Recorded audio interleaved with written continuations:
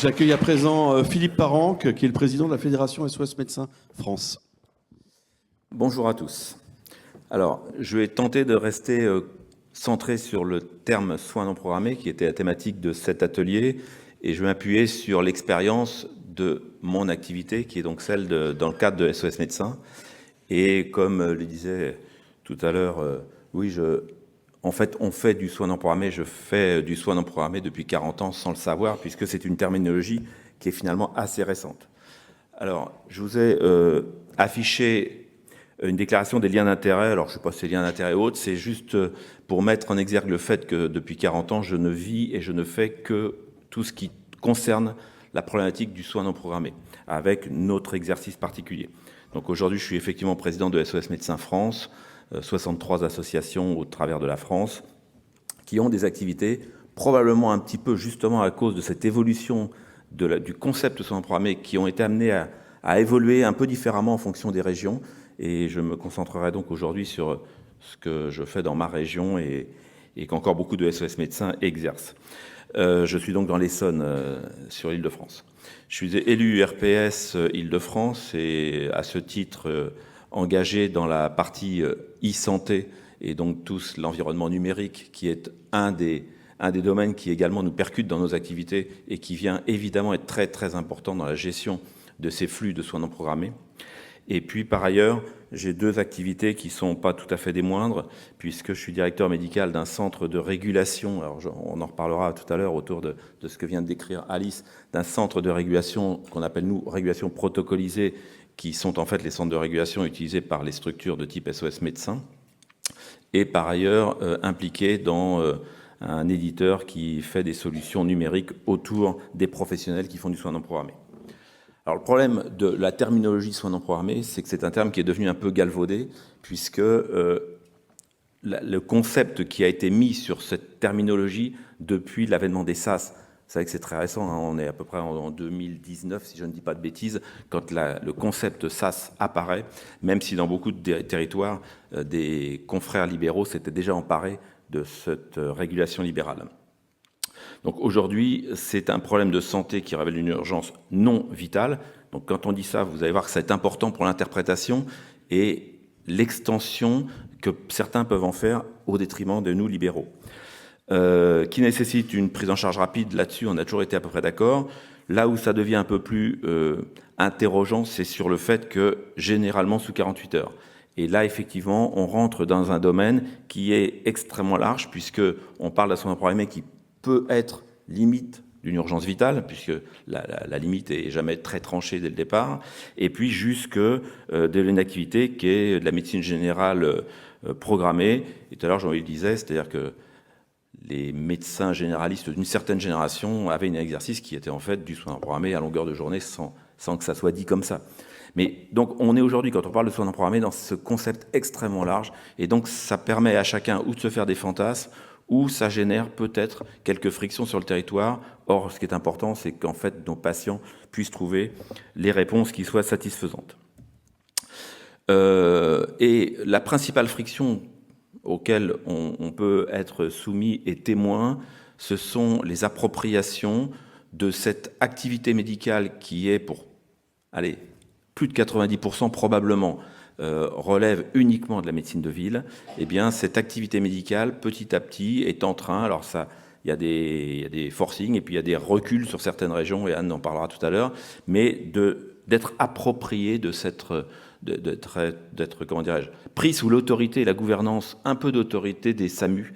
Et ça, je trouve que c'est quelque chose sur lequel il faut être vigilant, parce que le soin non programmé, ce n'est pas le SAMU.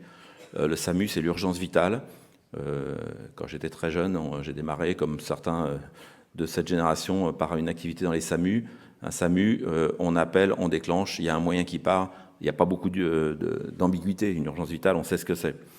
Aujourd'hui, pour des questions d'opposabilité administrative, je dirais, et par facilité probablement de certains de nos représentants libéraux qui se laissent probablement un petit peu trop manipulé là-dessus, on est en train de vivre dans un certain nombre de territoires le fait que tout ce qui passe par la ligne soins non programmés, et y compris le 116-117 dans beaucoup de départements, est opposé comme étant quelque chose qui est sous la responsabilité du SAMU. Donc je pense qu'il faut que nous soyons vigilants là-dessus, parce que ce n'est pas une activité qui est légitimement dans ce cadre-là, mais bien dans la médecine libérale de ville. Alors si je recentre sur le soin non programmé pour SOS Médecins. Donc c'est SOS Médecins, le soin non programmé, que je vous l'ai expliqué, on ne disait pas soin non programmé, on disait répondre à des soins inopinés dans tout l'historique, mais c'est une réponse qui est sur du 24-24, c'est pour un besoin qui est qualifié, et je reviendrai là-dessus parce que c'est la terminologie de la régulation, même si elle n'est pas médicale initialement, qui est qualifiée d'une prise en charge médicale rapide et en l'absence ou indisponibilité du médecin traitant. Donc ça, c'est le cadre d'exercice de SOS Médecins et c'est le centre d'objectifs qui a fait notre fondement dès le démarrage. Il faut savoir qu'aujourd'hui, sur une structure SOS Médecins, et je parle de SOS Médecins en visite à domicile, bien entendu, puisque sur les points fixes, les choses ont un petit peu changé, je vais vous en donner quelques chiffres, mais sur les visites à domicile, SOS Médecins aujourd'hui doit être capable de projeter un docteur au domicile dans les 30 minutes si c'est nécessaire, mais la moyenne est en général sur 2 heures, avec une grande variation évidemment dans tout ça, puisqu'il peut y avoir des patients qui sont vus à 6 heures, mais ce sont à peu près les règles d'exercice et les statistiques que l'on peut avoir sur nos activités. Alors, ce sont les visites à domicile, bien entendu, pour les particuliers, mais c'est aussi toute une activité qu'on peut mettre maintenant aussi dans le soin non programmé, bien entendu, puisque le soin non programmé, c'est le besoin du patient sur cette notation de prise en charge rapide. Eh bien, il y a les EHPAD, il y a les prisons, les gardes à vue. Alors certes, c'est administratif, mais vous savez qu'il y a aussi des contraintes administratives qui font que ça doit être fait dans un certain délai. Donc on peut considérer par extension que ça rentre dans le soin non programmé. Il y a une activité qui est très très peu explicitée et qui pourtant est importante pour la population, ce sont les fins de vie, les HAD, enfin l'accompagnement sur les patients lourds au domicile. Ça fait partie d'une activité un petit peu assez peu valorisée en fait dans notre exercice et qui est extrêmement chronophage mais importante. Les SOS Médecins ont diversifié dans les points fixes, alors ça s'est beaucoup développé après le Covid bien entendu, et puis quelques consultations. Alors, le soin non programmé, dans les définitions, dans certaines définitions administratives aujourd'hui, on parle de soin non programmé en journée parce qu'on a voulu coller ça avec la notion de SAS. Le soin non programmé, le patient, il ne choisit pas l'heure à laquelle son besoin inopiné va s'exprimer. Et il faut quand même reprendre conscience, et je trouve qu'en le mettant sur un graphique, ça marque mieux. 73% du temps qui passe, c'est du temps qui est en dehors des heures d'ouverture de nos activités. Et encore, quand on parle d'heure d'ouverture, c'est 8h, 20h. On est assez peu accessible 8h, 20h. Donc ça veut dire que la majorité du temps qui passe est quand même une activité qui est... Alors après, on a eu le terme de permanence de soins qui s'est plaqué dessus, mais enfin, le soin non programmé, il est dans toute cette sonique témère-là. Je vous ai ici fait ces graphiques-là pour vous montrer. Donc le petit graphique, c'est la répartition du temps qui passe naturel pour tout le monde, avec une répartition qui est, puisque c'est important dans nos activités libérales, la cotation par le week-end, par les jours de semaine, les soirées et les nuits. Et puis sur la droite, dans le grand graphique, c'est l'activité réelle que l'on peut avoir sur un SOS Médecin dans notre activité visite à domicile. Et vous voyez qu'en réalité, alors mis à part le cœur de nuit, ce qu'on appelle le cœur de nuit, entre minuit et 6 heures, l'activité est à peu près cohérente avec le temps qui passe. Donc ça veut dire que c'est assez légitime et ça veut dire que le soin inopiné, en l'absence, une fois encore, du médecin traitant, puisque là je suis dans le cadre de SOS Médecins, c'est quelque chose qui est assez linéaire et assez bien réparti. Alors derrière ça, pour ceux qui sont les plus aguerris, ça veut dire aussi que quand on a des courbes qui nous sont présentées par nos instances locales, où il y a un afflux énorme de permanence de soins non programmés le soir entre 20h et 23h, tout ça n'est qu'artificiel. La réalité sur 40 ans de statistiques, c'est que le soin non programmé, c'est linéaire par rapport à une population et que s'il y a un pic le soir, c'est qu'il n'y a pas eu la réponse plus tôt dans la journée et que parfois c'est un peu provoqué par certains, mais je ne citerai personne. Sur la répartition en âge, il était notoire, et ça s'est toujours fait, mais dans les cabinets également, on a, dans le cadre d'un soin non programmé, principalement une activité de pédiatrie. C'est toujours vrai, sauf qu'il y a quelques chiffres qui, quand même, sur ces dernières années, ont beaucoup évolué et interpellent. C'est-à-dire que si on voit toujours dans notre activité à peu près 21% de population de moins de 15 ans, ce qui représente à peu près 2 fois le ratio par rapport à la représentativité de cette tranche d'âge-là dans la population. On a des tranches d'âge qui sont apparues sur les 5-6 dernières années. En particulier, la tranche 70-90 ans. Cette population-là, une fois encore, je suis dans le contexte SOS Médecins, cette population-là, historiquement, n'appelait jamais SOS Médecins. Parce que cette population-là, elle avait toujours un docteur médecin traitant. Et ça, c'était à l'époque où on était un pays riche, où tout marchait bien. Et donc, les gens savaient accéder à leur médecin traitant, qui était souvent d'ailleurs accessible quel que soit l'horaire, et donc ils n'appelaient jamais un service type SOS Médecins. Aujourd'hui, ces gens-là représentent 16% de notre activité. C'est loin d'être neutre, et ce sont des patients qui sont forcément un peu plus lourds, parce que derrière l'épisode aigu pour lequel nous sommes sollicités, il y a souvent des pathologies chroniques qui là demandent un peu plus d'analyse et d'expertise que simplement une prise en charge dans le cadre d'un soin inopiné. Et puis, alors, il y a une autre tranche qui, elle, est quand même extrêmement inquiétante et qui, d'année en année, devient de plus en plus significative. Ce sont les patients de plus de 90 ans. Sur mon territoire, ce serait intéressant de pouvoir étendre cette expertise, mais sur le territoire de l'Essonne, 1,5 million, 1,6 million d'habitants, 90% des patients de plus de 90 ans sont toujours à domicile en autonomie. Donc c'est une vraie grosse population qui est là.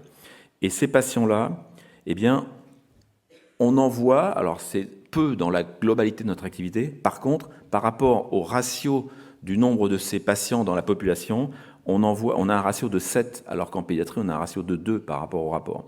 Ce qui veut dire que ces patients-là ont un vrai gros besoin dans du soin inopiné. Quand ils appellent SOS Médecins, c'est quand même pas tout à fait naturel non plus. Eh bien, quand on intervient auprès de ces gens-là, on est très souvent témoin de situations qui dépassent le cadre du soin non programmé et qui aujourd'hui sont un de nos sujets de réflexion et de préoccupation. On est témoin et on constate le fait qu'ils sont probablement déracinés, dans un certain nombre de cas, de toute prise en charge médicale ou tout suivi médical, parcours médical. Et donc, on a un enjeu aujourd'hui au niveau de SOS Médecins France, c'est de tenter de mettre en place avec les confrères partenaires CPTS ou autres acteurs des territoires, le fait qu'on puisse, quand nous on intervient sur ces patients-là, faire un signalement pour dire attention, là on a un patient très fragile qui n'a plus aucun suivi médical et probablement qu'il faudrait qu'ensemble on arrive à trouver une solution. Le taux d'hospitalisation, c'est un indicateur qui me semble important parce que quand on parle de soins non programmés de façon très large aujourd'hui, ce qu'on disait tout à l'heure, c'est-à-dire qu'on parle d'un soin programmé qui est en fait souvent une médecine générale qui peut se gérer à 48 heures. Bon. Dans notre activité SOS Médecins, et vous avez vu que les délais sont quand même souvent plus courts et ils ont été qualifiés, on a un taux d'hospitalisation qui est de l'ordre de 6% en visite à domicile. Ça veut dire que quand même, dans ces patients qu'on voit à domicile, certes, il y en a certains qui auraient probablement pu attendre plus longtemps, c'est vrai, mais il y en a aussi certains qui ont largement bénéficié du fait que le délai n'a pas été trop long.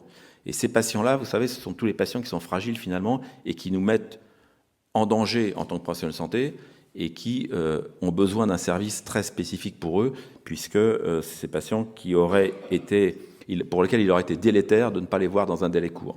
Donc 6% en visite à domicile, moins d'1% sur nos points fixes de consultation. On voit bien que la répartition de la population et du type de demande n'est pas la même. Il faut aussi dire que dans nos soins non programmés, en visite à domicile, c'est une relation extrêmement particulière. Alors, les confrères médecins généralistes en cabinet qui font de la visite à domicile, ou qui en ont fait beaucoup plus avant, ont été, alors je le redis pour les plus jeunes, parce qu'il y a quand même pas mal de plus jeunes là ce matin, je vous recontextualise les choses. Avant 2002, il y avait dans tous les villages de France et les villes évidemment, des services de garde, et tous les docteurs, c'est une obligation déontologique, tous les docteurs participaient au service de garde. Donc, il y avait un accès pour les patients, n'importe où en France, à un médecin généraliste, docteur, qui venait au domicile quand c'était nécessaire. Bon, depuis 2002, 2004, en fonction des territoires, tout ça a bien changé. Et aujourd'hui, SOS Médecins est probablement un des seuls acteurs, en médecine libérale j'entends, à intervenir chez des patients au domicile sans connaître au préalable ce patient.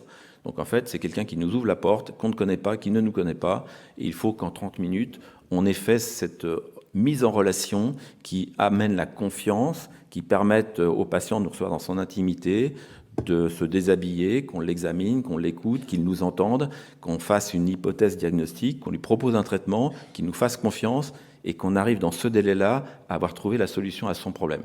Bon, vous voyez bien que c'est un exercice qui est extrêmement particulier, et une fois encore, on est très vigilant, et je remercie Thierry de m'avoir invité pour vous parler du soin non programmé vu par SOS Médecins, parce que c'est quand même une activité qui reste particulière. Je dis un mot sur la régulation, excuse-moi, je savais que je serais trop long. Je dis un mot sur la régulation quand même protocolisée parce que ça mérite une explication. Donc, le concept d'SOS Médecins, c'est que tous les appels passent par un point de régulation qu'on appelle donc notre régulation protocolisée. Je voudrais quand même rappeler que le terme de régulation est un terme générique qui est dans le Littré, qui est dans le Larousse, qui n'a pas du tout de connotation forcément médicale, et que la régulation médicale est un terme très spécifique propriétaire de la profession, mais que la régulation au sens générique, c'est un écoulement, une normalisation d'un process et une fluidification d'un fonctionnement. Et c'est comme ça que SOS Médecins fonctionne depuis toujours, c'est-à-dire qu'on a des opérateurs qui sont extrêmement expérimentés, qui sont rodés, qui ont de l'empathie, parce qu'en fait, pour faire cette partie de l'activité-là, les docteurs ne sont pas forcément les mieux placés, et j'en parle en connaissance pour avoir fait beaucoup de régulation, et aujourd'hui je ne m'alignerai pas avec les personnels de nos centres d'appel là-dessus, parce que voilà, c'est une façon d'écouter, jamais il n'y a de diagnostic de fait, et toujours il y a un docteur qui est joignable instantanément derrière son téléphone. Ça veut dire quoi? Ça veut dire que dans notre fonctionnement, certes, la régulation, le point d'entrée n'est pas médicalisé, mais il est extrêmement cadré.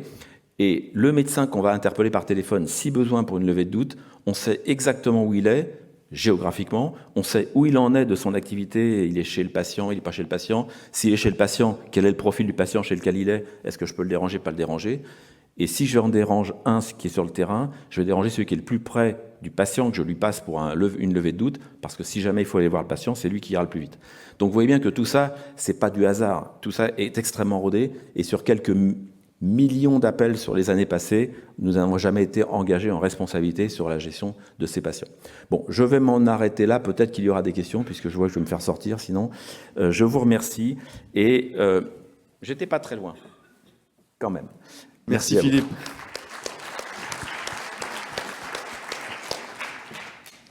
Donc pareil, je vous laisse aller sur les micros, vous présenter, nous dire d'où vous venez et puis poser les questions. Merci. On peut juste avoir un peu de lumière dans la salle. Merci. Docteur Rougeau Anne-Sophie, dans l'Oise, Hauts-de-France. Alors, vous avez dit, effectivement, en 2002, il y a SOS qui est arrivé. Donc, nous, on était un groupe de médecins libéraux régulés par le SAMU. Donc, déjà, ça a réduit notre activité, le fait que ce soit régulé par le SAMU. Et après, depuis qu'SOS est là, du coup, là, on n'a plus de... Ils ont mis par terre la régulation et l'activité des médecins libéraux sur le secteur. Donc, comment bien discuter entre le SAMU qui régule, SOS qui régule et le médecin généraliste qui attend les patients. Donc, nous, on veut bien être de permanence des soins, faire du soin non programmé, mais d'être là à attendre le patient qu'il faut. Pour le médecin libéraux qui pourrait réguler, en fait, il faut que le patient fasse le 116, 117 ou le 115. Enfin, voilà, on a aussi discuté là-dessus. Qu'il ait un régulateur qui lui dise oui, vous pouvez aller voir votre médecin pour qu'il puisse coter le SNP. Du coup, le patient, il se dit effectivement, je vais faire SOS parce que SOS, je suis régulé direct et j'ai le rendez-vous directement. Donc voilà, la question, c'est comment arriver tous les acteurs de terrain à pouvoir bien travailler ensemble. Question de la cotation aussi, pourquoi vous êtes régulé, vous êtes payé un acte, vous faites la même chose que nous, mais vous êtes payé plus. Nous, si on veut le coter, il faut que ça passe par un schéma très compliqué. Alors, je m'excuse, tu es dans quelle région? Dans l'Oise, Picardie, Hauts-de-France, à côté de Beauvais. À Beauvais, d'accord. Voilà. Alors, oui, je vois bien le territoire, je vois bien l'implantation des secteurs. Alors, je n'ai pas dit qu'en 2002, SOS Médecins était apparu. C'est-à-dire qu'SOS Médecins est là depuis une cinquantaine d'années. Le mode de fonctionnement a changé en 2002, mais c'est le mode de fonctionnement en général du système de soins, puisque ce sont les docteurs qui ont fait une grève en 2000 ou 2002, 2002, qui du jour au lendemain, quasiment en France, en 40 ans, c'est la seule fois où j'ai vu que tous les libéraux avaient réussi à se mettre d'accord d'un seul coup, où d'un seul coup, les services de garde se sont tous arrêtés du vœu des docteurs. D'accord ? Et puis là, dans tous les territoires, il a fallu trouver des solutions. Et donc, les SOS Médecins étaient dans la plupart du temps, alors tu as raison, dans ton secteur très particulier, le SOS Médecins n'existait pas, il y en avait un à Creil à l'époque, mais il n'y avait pas Beauvais encore. Bon.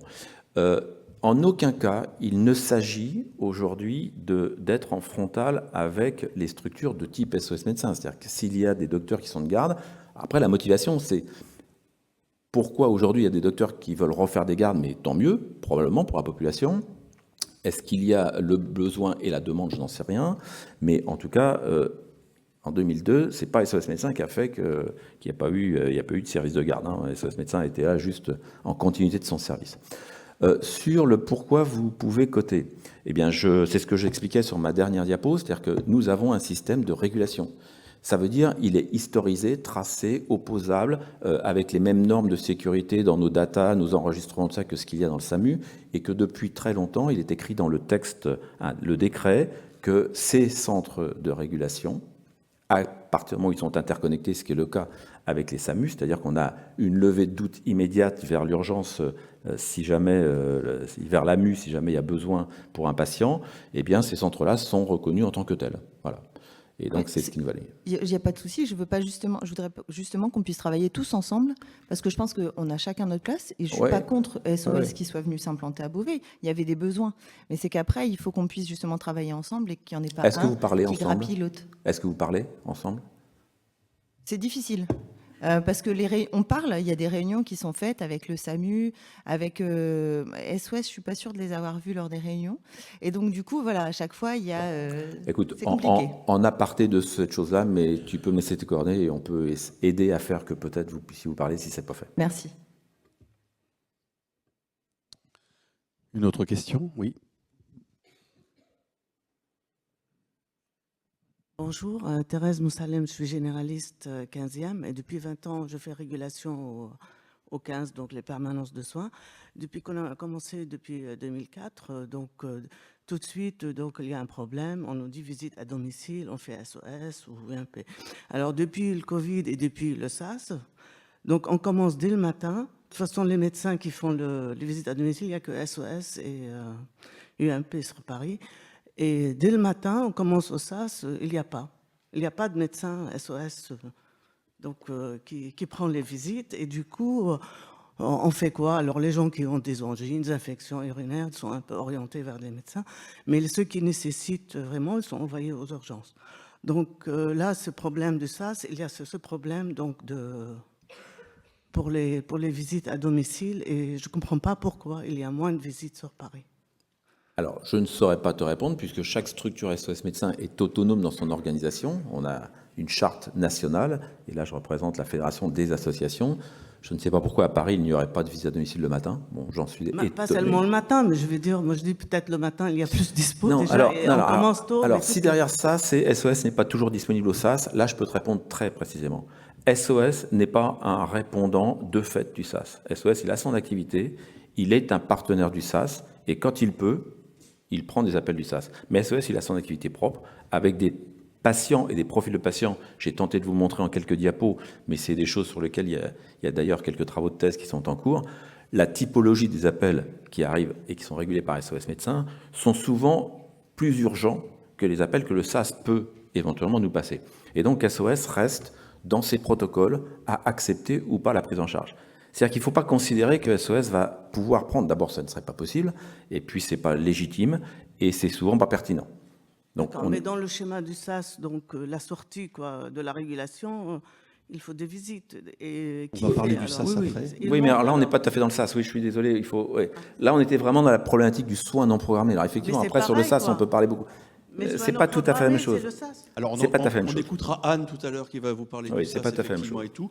Mais je rappelle simplement que, et je dis même en avance, que n'importe quel médecin, que ce soit SOS ou pas n'importe quel médecin, peut décider de donner au SAS ou pas donner en fonction de son activité. Et ça, c'est le choix libre de tous les médecins du territoire.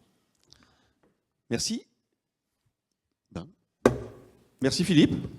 Merci. Anne, c'est à toi.